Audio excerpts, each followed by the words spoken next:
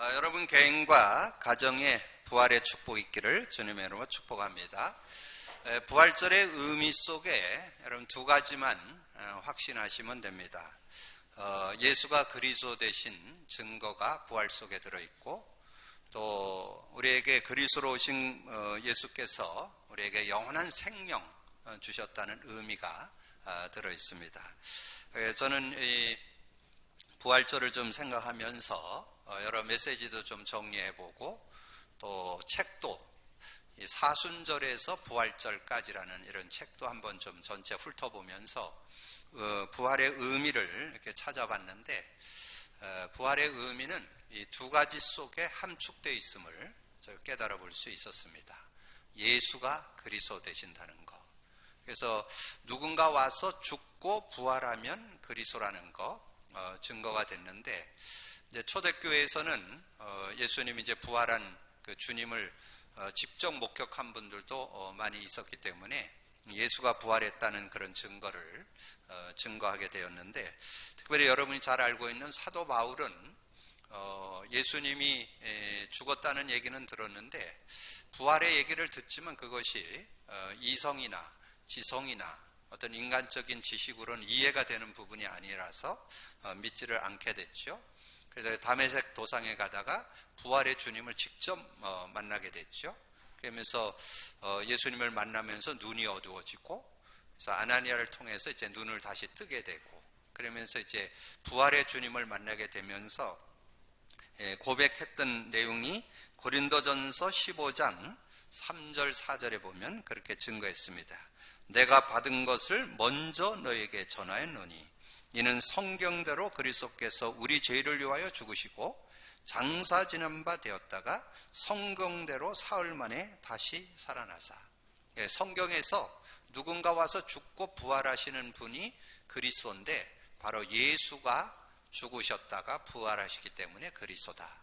그래서 오늘 우리가 예수 그리스도를 믿고 있지만 그리스도에 대한 그 언약이 다시 한번 여러분 것이 되는 축복의 날이 되시기를 바랍니다.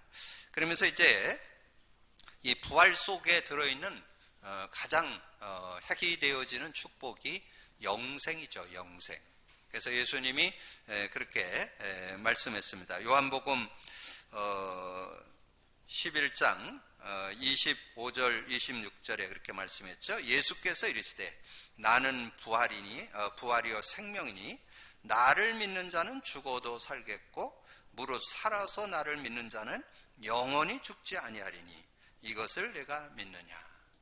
제가 영생에 대한 부분을 좀 많이 이렇게 좀 묵상했는데, 영생, 영원한 생명을 얻게 됐다, 우리가 생명 얻었다, 그거는 우리가 이해할 수 있는데, 이 영생이라는 의미 속에 우리가 생명을 얻었을 뿐만 아니라 천국까지 연결되는 그런 비밀이 그 안에 들어 있습니다. 그래서 제가 병원에서 이 호스피스 완화병동에서 사역을 하면서 그 많은 그런 죽음을 앞두고 또 죽는 이들을 많이 이렇게 보면서 내세 확신 이런 부분에 대해서 이렇게 좀 말씀을 나누면서 이렇게 정리하기도 하고 그랬었는데요.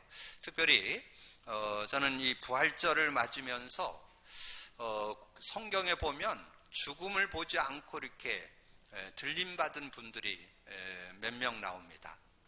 제게 알기로는 한 서너 명 나오는데, 특별히 그 창세기 5장에 가보면 에녹이라고 하는 사람이 나와요.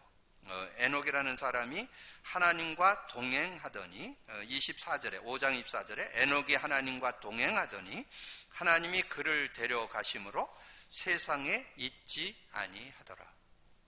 그러니까 그냥 죽음을 보지 않고 이렇게 하나님이 그를 데려가셨다라고 그렇게 설명해 주고 있잖아요. 그 어디로 데려갔냐? 그 내용이 이제 우리가 복음을 이해하게 되면서 알게 되죠. 이제 천국으로 이사간, 죽음을 보지 않고 땅에 묻히지 않고 천국으로 이사가게 되는 그런 모습을 우리에게 말씀해 주잖아요. 자, 그러면서 열왕기하 2장 11절에 보면 이 엘리야가 해오리 바람을 타고 하늘로 올라간 장면이 나옵니다. 그래서 그런 모습들을 볼 때 죽음을 보지 않고 하나님의 부름을 받는 이제 그런 모습이 나오는데요.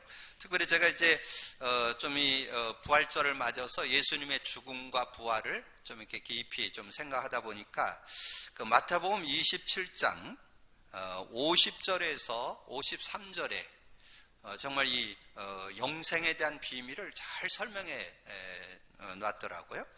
50장 예수께서 다시 크게 소리를 지르고 영혼이 떠나시니라. 이에 성소 휘장이 위로부터 아래까지 찢어져 둘이 되고 땅이 진동하여 바위가 터지고 무덤이 열리며 자던 성도들의 몸이 많이 일어나고, 이 무덤에 묻혔던 사람들이 많이 일어나고, 그러면서 53절에 보니까 예수의 부활 후에 그들이 무덤에서 나와서 거룩한 성에 들어가 많은 사람 앞에 보이냐. 거룩한 성, 천국에 들어갔다는 얘기죠. 예, 그런 축복. 그래서 우리가 예수 믿을 때 예수의 부활 사건을 통해서 우리에게 영생, 생명을 얻게 되는데, 그 영원한 생명을 얻게 될 때 천국까지 이렇게 연결되는 그런 축복이 들어있다는 것을 우리에게 확인해 주는 그런 내용이죠. 그러면서 사도 바울이 고린도전서 15장을 부활장이라고 보통 얘기를 하는데, 15장 20절에서 22절까지의 내용을 보면 그런 말씀이 있어요. 그러나 이제 그리스도께서 죽은 자 가운데서 다시 살아나사 잠자는 자들의 첫 열매가 되셨도다. 이 죽은 자들의 첫 열매가 됐다는 그런 의미도 있죠. 사망이 한 사람으로 말미암았으니 죽은 자의 부활도 한 사람으로 말미암는도다. 아담 안에서 모든 사람이 죽은 것 같이 그리스도 안에서 모든 사람이 삶을 얻으리라. 그 예수 그리스도 안에서 우리가 영생을 얻게 되고, 우리가 부활의 첫 열매로 주님과 함께 천국에 함께 가게 되는 그런 응답이 들어있다는 것을 우리에게 말씀해 주는 거죠. 그래서 저는 요즘에 이 복음 누림이 얼마나 소중한가, 얼마나 귀한가를 새삼 느낍니다. 이 말씀이 실제로 다가온다는 거, 사실적으로 다가온다는 거. 그래서 제가 이 부활의 의미를 아마 이렇게 두 가지로 이렇게 확연하게 깨달아지는 것을 이렇게 느끼면서 참 하나님의 은혜로 깨달아지는구나 하는 것들을 이렇게 발견해 보면서 감사하는 그런 시간을 가졌습니다. 그러면서 여러분이 성경에 보면 그런 말씀이 있죠. 우리 잘 아는 요절 로마서 8장 2절. 이는 그리스도 안에 있는 생명의 성령의 법이 죄와 사망의 법에서 너를 해방했다, 그렇게 말씀했는데, 생명 곧 성령, 생명 곧 성령, 따로가 아닙니다. 생명을 얻었다면 성령을 소유한 거고, 성령 곧 생명, 생명 곧 성령, 이렇게 설명해 주잖아요. 그래서 여러분 이제 우리가 예수 그리스도를 우리가 믿음으로 영생 얻고 천국까지 보장되는데, 그럼 이 땅에 살아가는 동안에 우리가 어떻게 살아야 될 거냐, 그것이 중요하잖아요. 그래서 여러분 세우절을 언약으로 잡고 오늘 부활절에 영생의 비밀을, 영생의 축복 속으로 들어가는 귀한 날이 되기를 주님의 이름으로 축복합니다. 그래서 요한복음 5장 24절에 내가 진실로 진실로 너에게 이르노니 내 말을 듣고 나 보내신 자를 믿는 자는 영생을 얻었고, 현재 완료죠? 영생을 소유한 거죠. 그래서 영생을 쭉 누리면서 천국까지 연결되고 심판받지 않아요. 심판이 없어요. 그리고 사망에서 생명으로 옮겨내리라. 상태죠. 전에는 사망이었는데 지금은 생명. 그래서 생명 안에 살아가는 그런 축복. 그래서 여러분이 정말 오늘 부활절에 여러분의 모든 어두웠던 곳에 밝아지길 바라고, 여러분 희망 없던 곳에 희망이 있길 바라고, 이 생명의 역사가 누려지는 축복의 날이 되기를 주님의 이름으로 축복합니다. 그래서 아마 이 봄철에 부활절이 있지 않는가. 정말 저 마른 땅과 같은 메마른 땅에서 새싹이 오르듯이 새로운 생명의 역사가 일어나는 그런 축복이 여러분 개인과 가정에 생명의 역사가 있기를 주님의 이름으로 축복합니다. 근데 그건 제 얘기 아니에요. 예수님이 오신 목적이라고 그랬어요. 예수님이 오셔서 하신 말씀이에요. 요한복음 10장 10절. 도적이 오는 것은 도적질하고 죽이고 멸망시키려는 것이요. 이 도적, 사단 마귀는 왜 왔느냐? 여러분을 죽이고 멸망시키기 위해서 왔다니까. 근데 우리 주님은 내가 온 것은 양으로 생명을 얻게 하고 더 풍성히 얻게 하려니라. 생명을 얻었을 뿐만 아니라 그 생명의 풍성한 은혜를 여러분이 누리면서 산다는 거죠. 근데 이 생명의 풍성한 은혜를 뭘로 누리느냐? 그게 성령이에요. 이 생명의 역사를 여러분의 삶에 인격적이고 실제적으로 여러분 현장에서 무엇 가지고 누리느냐? 성령으로 누리는 거예요. 성령. 성령의 실제를 오늘 부활절에 다시 한번 붙잡으셔야 돼요. 생명 얻은 자 성령을 소유하게 되고, 생명 곧 성령. 여러분 오늘 성령의 능력 속으로 들어가는데, 여러분 성령의 능력, 여러분 딱 세 요절만 여러분 기억하면 돼요. 요한복음 14장 1절에서 27절. 우리 계속 말씀드렸잖아요. 요한복음 16장 1절에서 33절. 사도행전 1장 4절에서 8절. 여러분 그 언약 속에 있으면 정말 여러분도 성령 안에 최고의 삶이 되어질 수 있죠. 자, 요한복음 14장 1절에서 27절은 여러분이 구원받은 상태를 얘기하는 거예요. 예수께서 이르시되 나는 길이요 진리요 생명이니 나로만 저는 아버지께 갈 자가 없다. 그러면 우리가 예수 믿어서 하나님을 만났을 때 16, 17절 내가 아버지께 구하겠으니 보혜사 성령을 줘서 너희와 영원히 함께하고 너희 속에 계신다. 26, 27절 보혜사 내 이름을 보낼 성령 그가 와서 모든 거 가르쳐주고. 여러분 성령의 가르침은 모자라지 않아요. 어떤 삶도 승리할 수 있어요. 그러면서 내가 내게 말한 모든 것을 생각나게 하시리라. 제가 지금 부활절의 의미를 성경을 쭉 찾아서 정리했잖아요. 그게 성령께서 깨우쳐주는, 생각나게 하시는 요절들이에요. 여러분 그렇게 정리를 하시면 돼요. 그래서 저와 여러분은 구원받은 하나님 자녀이기 때문에 조금만 부활의 의미가 뭔가, 하나님이 우리에게 부활을 주신 게 뭔가, 이걸 한번 생각하고 기도해 보시면 여러분에게도 동일하게 성경 요절을 주실 거예요. 그게 성령께서 생각나게 하신다. 모든 것을 생각나게 하셔서 우리의 기준, 우리의 잣대는 말씀이잖아요. 말씀을 잡고 승리할 수 있는. 그리고 요한복음 16장 1절에서 33절에는 성령을 우리의 삶에 어떻게 누릴 건가. 13절 진리의 영이 오시면 진리 가운데 인도하고 장래일도 알게 하고. 24절 우리가 받으리니 너희 기쁨이 충만해요. 성령 받는다는 거예요. 그리고 내가 이것을 이루는 것은 너희로 내 안에서 평안을 누리게 하려 함이라. 그러면서 예수님이 부활 승천에 가시면서 마지막으로 주신 메시지잖아요. 사도행전 1장 4절 사도와 함께 모이사 너희는 예루살렘을 떠나지 말고 내게 들은 바 아버지의 약속, 그 아버지의 약속이 요한복음 14장 16장이에요. 그 약속을 기다려요. 누가? 구원받은 자에겐 성령이 역사한다는 거예요. 그래서 사도행전 1장 8절에 오직 성령이 너에게 임하면 너희가 권능을 받고, 성령의 힘은 모자라지 않습니다. 성령의 능력 가지고 모든 거 이기는 여러분이 되어지기를 주님의 이름으로 축복합니다. 그래서 이 부활절에 정말 두 가지 의미, 예수님이 죽고 부활하셔서 그리스도의 증거를 주셨다는 거. 그리스도의 증거 중에 증거, 핵심 중에 핵심이 영생입니다. 영원한 생명, 곧 성령. 생명 곧 성령의 은혜를 누리는 오늘 최고의 부활절이 되기를 주님의 이름으로 축복합니다. 오늘 그 언약 잡는다면 모든 삶을 여러분이 다시 한번 살려내고 소생하고 하나님의 응답을 받는 축복의 날이 되게 될 줄로 믿습니다. 그러는 중에 오늘 사사기 메시지 중에 여사사 드보라, 한 여인을 들어서 하나님이 어떻게 역사했는가를 설명해 주고 있습니다. 우리가 여자 그러면 조금 연약한 좀 그런 모습으로 우리가 좀 연상되잖아요. 특별히 성경의 배경에 보면 여자들은 숫자에 안 들어갔어요. 그 숫자에 안 들어간 것이 중요한 게 아니라 그런 시대 상황 속에도 언약 있는 사람은 승리한다. 그거를 설명하는 거예요. 여러분 초대교회까지도 여자들의 명단, 여러분 그 사도행전 4장에 나오죠. 남자만 5,000명. 이 여자 숫자를 안 넣었어요. 아이 숫자 안 넣었어요. 근데 하나님의 언약 가진 자는 여자가 또 시대에 굉장한 축복을. 지난주에 우리가 좀 핵심 메시지에서 나왔잖아요. 라합. 한 여인이 하나님의 응답을 받고 어떻게 됐어요? 예수님의 족보 속에 들어갔잖아요.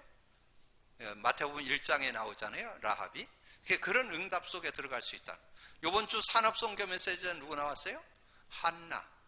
많은 사람들이 깨닫지 못하는데 이 시대에 나시린이 필요하다. 하나님께 기도했더니 하나님께서 사무엘을 허락했잖아요. 그래서 한 시대를 깨우는 여인.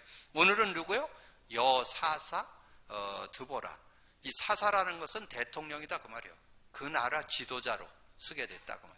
이스라엘의 지도자로 이렇게 쓰게 되는 그런 모습. 근데 이 하나님을 믿는 믿음의 사람들이 지속적으로 하나님의 응답과 축복 속에 있어야 되는데 조금만 어떤 그 뭔가 시간표가 되면 안일해지고 나태해지고, 그렇게 하나님의 은혜를 그렇게 많이 출애굽의 역사를 누리고 광야길을 걸어가는 동안에 만나와 메추라기를 주고 구름기둥 불기둥으로 역사하고, 그래갖고 요단을 건너고 여리고를 무너뜨고 가나안 땅에 들어왔잖아요. 근데 또 잊어먹어 하나님을. 그게 사사기입니다. 하나님을 그렇게 잘 섬기던 이스라엘이 또 하나님을 잃어버리고, 사사기 2장 10절에 보니까 언약이 전달되지 않으면 우상과 종교에 빠진다는 거예요. 사사기 2장 10절. 그 세대의 사람도 다 그 조상들에게 돌아갔고 그 후에 일어난 다른 세대는 여호와를 알지 못하며 여호와께서 이스라엘 위하여 행하신 일도 알지 못했다. 이 세대가 지나면서 또 언약을 잃어버리는 그런 모습인 것을 우리에게 말씀하잖아요. 그러면서 2장 11절 13절에 보니까 그렇게 말씀했어요.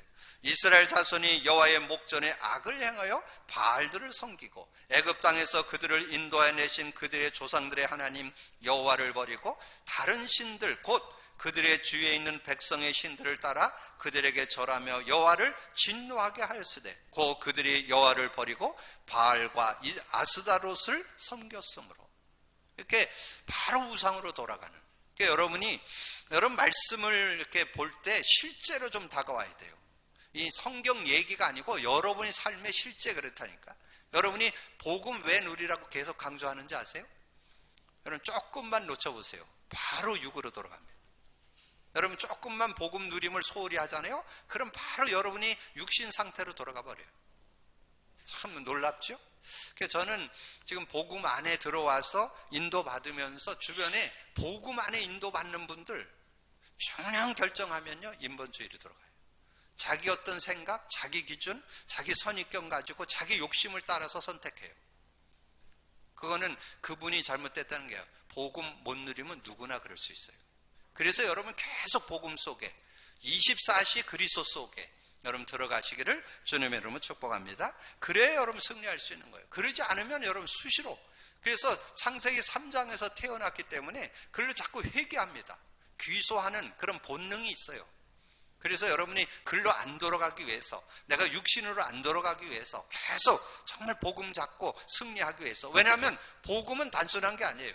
그리스도는 단순한 게 아니에요. 완전 승리, 구원과 완전 승리. 오늘도 고백 선포하면 여러분 완전 승리하고 증거받고 응답받게 될 줄로 믿습니다.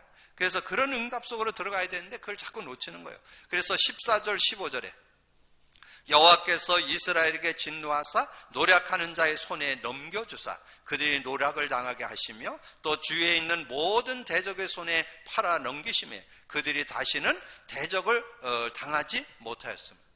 대적에게 넘겨주고 주변의 대적을 이기지 못하는, 그러니까 세상에서 자꾸 고통을 안 당해도 되는데 고통당하는, 여러분은 어려움 당하고 고통당하는 이유가 뭔지 아세요? 복음 놓쳐서 그래요. 그리스도 놓쳐서 그래요. 그리스도를 간과해서 그래요. 복음을 누리시기를 주님의 이름으로 축복합니다. 그러면 승리할 수 있어요. 복음 안에 있으면 얼마든지 그들로 어디로 가든지 여호와의 손이 그들에게 재앙을 내리시니 곧 여호와께서 말씀하신 것과 같고 여호와께서 그들에게 맹세하신 것과 같아서 그들의 괴로움이 심하였더라.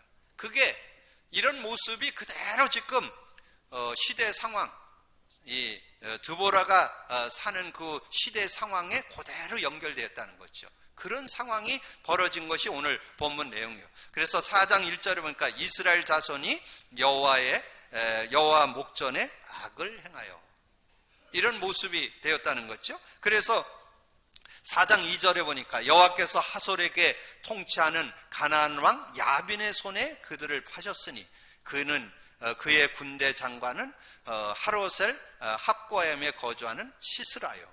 야빈 왕은 철병거 900대가 있어 20년 동안 이스라엘 자손을 심히 학대했으므로 이스라엘 자손이 여호와께 부르짖었더라. 그래도 여호와께 부르짖은 게 다행이죠. 그런 어려움을 당하는. 그래서 여러분에게, 여러분 정말 지난주도 말씀드렸지만 여러분 신앙생활을 하면서 여러분 성경 내용들이 이렇게 정리될 때 실제로 다가와요. 실제 말씀이 실제로 다가오는 지름길이 있어요. 복음 누려야만 실제로 다가와요. 여러분 지난주 제목이 뭐예요? 가나안 거민과의 싸움. 여러분 현장에 많은 사람들과의 싸움 어떻게 승리할 것 같아요? 여러분의 힘과 능으로는 불가능합니다. 뭔가 좀 되는 것 같지만 결국은 안 되게 돼 있습니다. 그래서 우리가 예수 믿어야 돼요. 제가 어떤 그 분을 만났는데 최근에 조금 본인이 좀 어려움을 당했다고 그러면서 저한테 얘기를 하는데 제가 그분을 알고 지낸 지가 한 2달 정도 돼요. 그래서 한 3번 정도 만난 것 같아요. 근데 그분을 이렇게 만났는데 이분을 제가 만나면서 좀 그 남자분인데 조금 뭔가 삶이 좀 너무 가볍다 이런 느낌이 있었어요.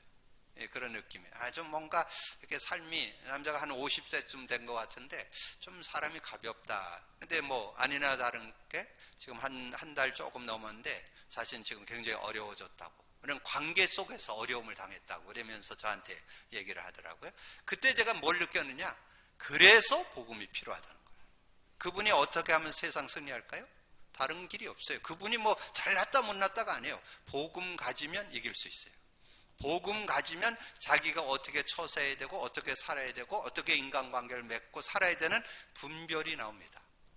그래서 제가 그분을 보면서 정말 복음 가지면 승리할 텐데 그래서 제가 근데 참 제 마음을 알았는지 이분이 전화번호를 따더라고. 그래서 전화번호를 이렇게 제가 주면서 이렇게 같이 이제 아마 조만간에 좀 또 만남이 될 것 같아요. 왜냐하면 그분이 살 수 있는 게 딴 거 없어요.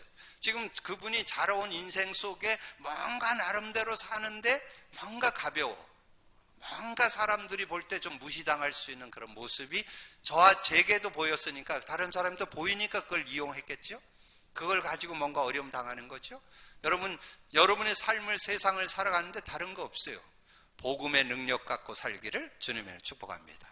복음 주신 건 딴 거 아니에요. 여러분 구원뿐만 아니라 세상을 승리하면서 살아갈 수 있도록 그 은혜 주시기 위해서 여러분에게 복음 주신 거예요.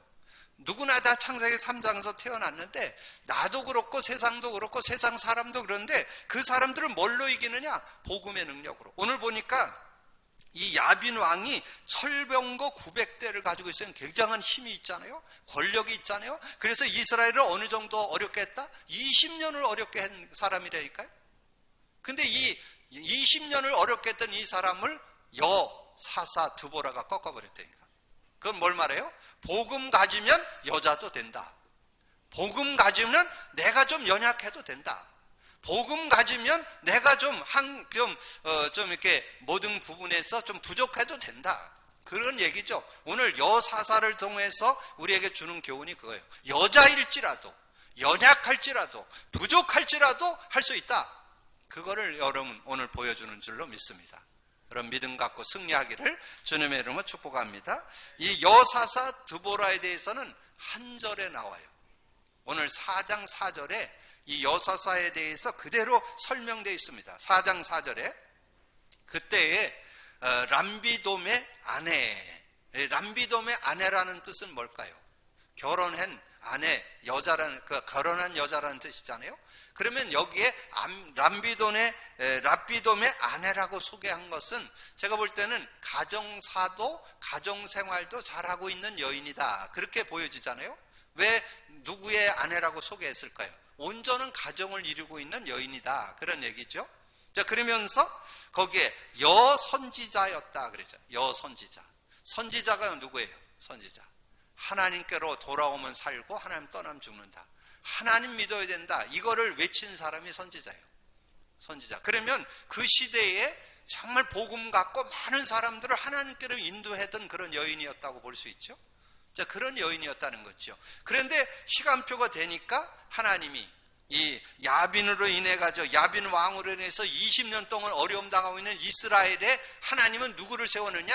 여사사 드보라를 세웠다는 거예요. 사사로 대통령으로 세우게 됐다. 그래서 여기서 뭘 여러분이 좀 볼 수 있어요.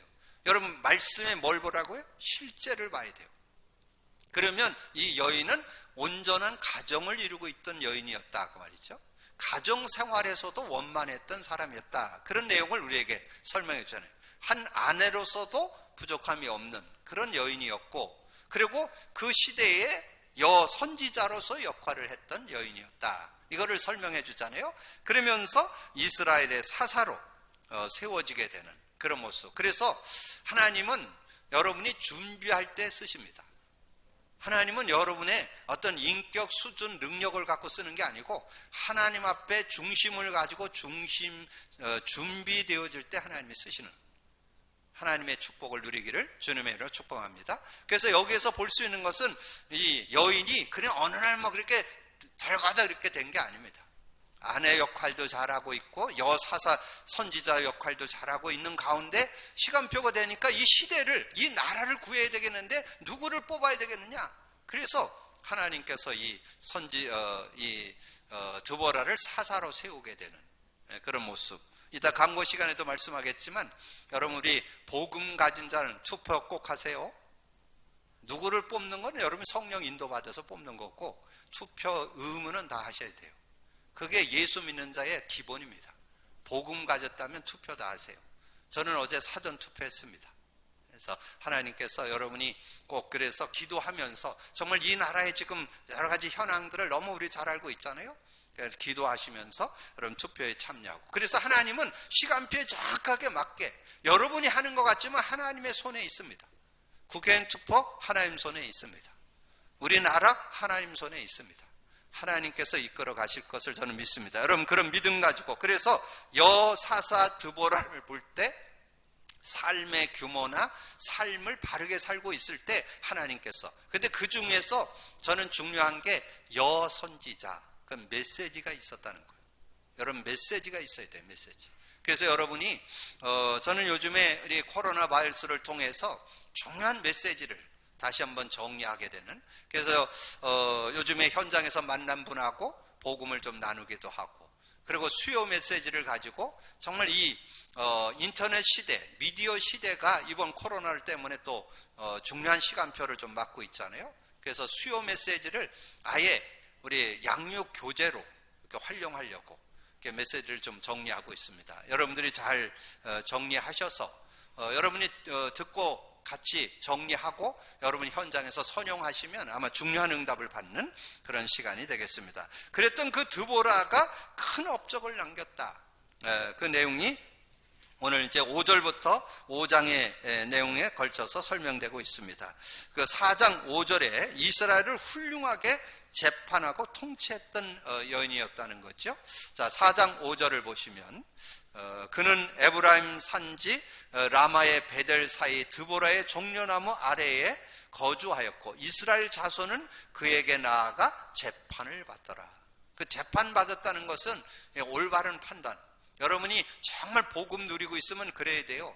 주변에 있는 사람들이 고민거리 걱정거리 생기면 우리 권사님 찾아가야지, 이래야 된다니까. 그 축복 있기를 주님으로 축복합니다. 그럼 여러분이 정말 장로님, 권사님, 우리 안수사님, 우리 집사님들, 우리 모든 성도들이 어떤 축복이 있어야 되냐, 주변 사람들 고민이 있다, 그러면 여러분에게 와서 물어볼 수 있어야 돼요. 오늘 재판했다는 말은 법관이 됐다 그런 의미보다는 뭔가 이렇게 백성들의 어려움이 있을 때 그거를 다 이렇게 판결해 주는 역할을 했다는 얘기잖아요. 여러분, 그런 응답이 있어야 돼요.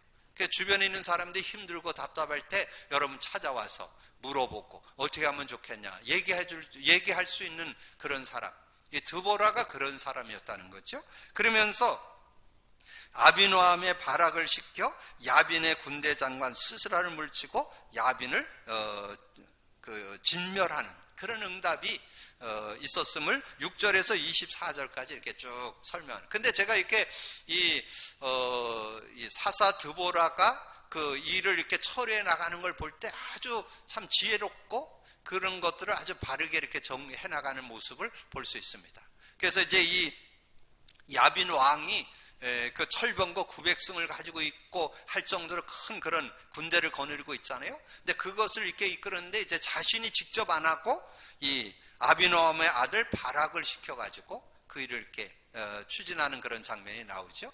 자, 그렇게 이제 일을 처리해 나가는데 그때 이 바락이라고 하는 사람이 나는 혼자 가지 않겠다. 당신이 같이 가야 되겠다.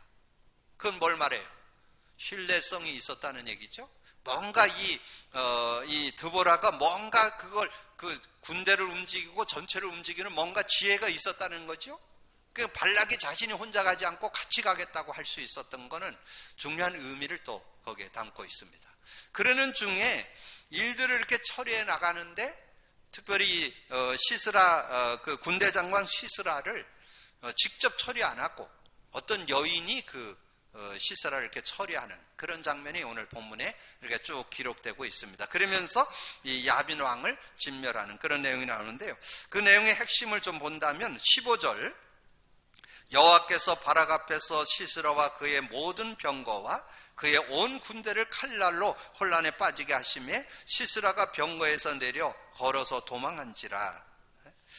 바락이 그의 병거들과 군대를 추격하여 하롯세 학고임에 이르니 시스라의 온 군대가 다 칼에 엎드려졌고 한 사람도 남은 자가 없었더라. 시스라가 걸어서 도망하여 겐 사람 헤벨의 아내 야엘의 장막에 이르렀어요. 이는 하솔왕 야빈과 겐 사람 헤벨의 집 사이에 화평이 있음이라. 야엘이 나가 시스라를 영접하여 그에게 말하되 나의 주여 들어오소서 내게 들어오시고 두려워하지 마소서 하며 그가 그 장막에 들어가니 야엘이 이불로 그를 덮으니라. 시스라가 그에게 말하되 청하노니 내게 물을 조금 마시게 하라. 내가 목이 마르다 하매 우유 부대를 열어 그에게 마시게 하고 그를 덮으니 그가 또 이르되 장막문에 섰다가 만일 사람이 와서 내게 묻거든 여기 어떤 사람이 있느냐 하거든 너는 없다라고. 그가 깊이 잠드니 헤벨의 아내 야엘이 장막 말뚝을 가지고 손에 방망이를 들고 그에게로 가만히 가서 말뚝을 그의 관자놀이에 박으니 말뚝이 꿰뚫고 땅에 박히니 그가 기절하여 죽으니라.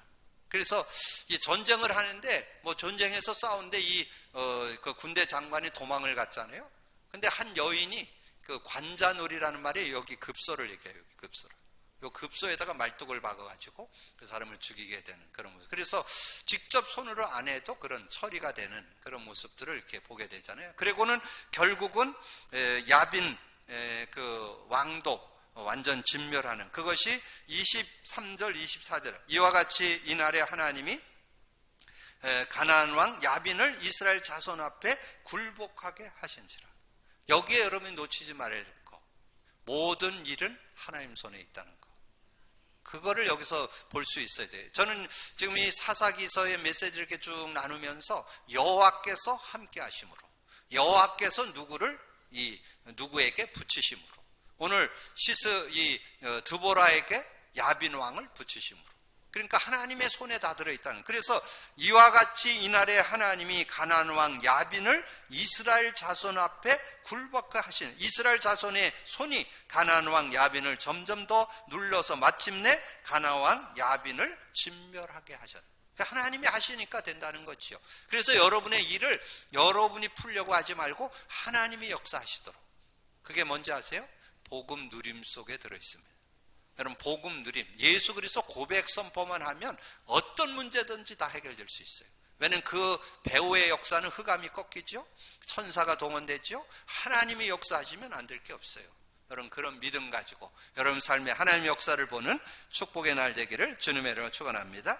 그래서 이 사사기 5장은 이 드보라와 바락의 노래 하나님이 어떻게 우리와 함께해서 인도받았는가 그 내용을 1절에서 31절까지 쭉 기록을 했는데 결론으로 31절에 여호와여 주의 원수들은 다 이와 같이 망하게 하시고 주를 사랑하는 자는 해가 힘있게 돋는 것 같게 하시옵소서. 여러분에게 그 축복 있기를 주님의 축원합니다. 주를 사랑하는 자에게 해가 돋는 것처럼 해가 힘있게 돋는 것 같이 하나님이 역사하신다는 거예요. 해가 떠서 모든 것을 새롭게 하듯이 하나님의 증거를 허락하신다는 것, 그 응답을 받는. 그래서 드보라가 사는 동안 40년, 그 땅이 40년 동안 평온하였더라. 이 한 여인으로 인해서 40년 동안 평온한 그런 축복을 받았던 것처럼 여러분에게도 그런 축복이 있기를 주님의 이름으로 축복합니다. 자, 오늘 말씀을 정리합니다. 오늘 부활절 두 단어의 의미, 그리스도와 영생. 여러분, 그 두 단어의 의미가 부활절의 핵심 단어라는 거, 여러분 그 의미를 다시 한번 붙잡고, 그래서 정말 생명의 역사, 성령의 역사를 여러분 삶에 실제 누리면서 인간의 힘과 능으로 하는 것이 아니라 하나님과 함께 하시는. 그리고 오늘 한 여인 여사사 드보라를 들어서 쓰셨던 것처럼 저와 여러분을 들어서 이 시대를 살리는 일에 쓰게 될 줄로 믿습니다. 그 믿음 가지고 여러분도 여사사 드보라의 응답을 누리게 되기를 주님의 이름으로 축복합니다. 기도합니다. 주님 감사합니다. 오늘 부활절에 하나님이 주시는 언약의 말씀 다시 한번 확인하고 믿음 갖게 하시니 감사합니다. 누군가 와서 죽고 부활하신 그분이 그리스도인데 예수가 오셔서 죽고 부활하셔서 그리스도가 되셨음을 확신합니다. 그 믿음 가지고 승리하는 저희들 되게 하여 주옵소서. 그리스도 언약 속에 가장 핵이 되는 영생, 생명의 비밀을 제대로 알고 영생의 축복 속에 들어가는 저희들 되게 하여 주옵소서. 영성 속에 성령의 능력이 들어있음을 알고 실제적인 성령의 능력 가운데 모든 삶을 승리해서 오늘 여사사 드보라가 40년 동안 나라를 평온하게 했던 그 응답을 우리도 받고 누릴 수 있도록 역사해 주옵소서. 감사하고 우리 주님 예수 그리스도 이름으로 기도하옵나이다. 아멘.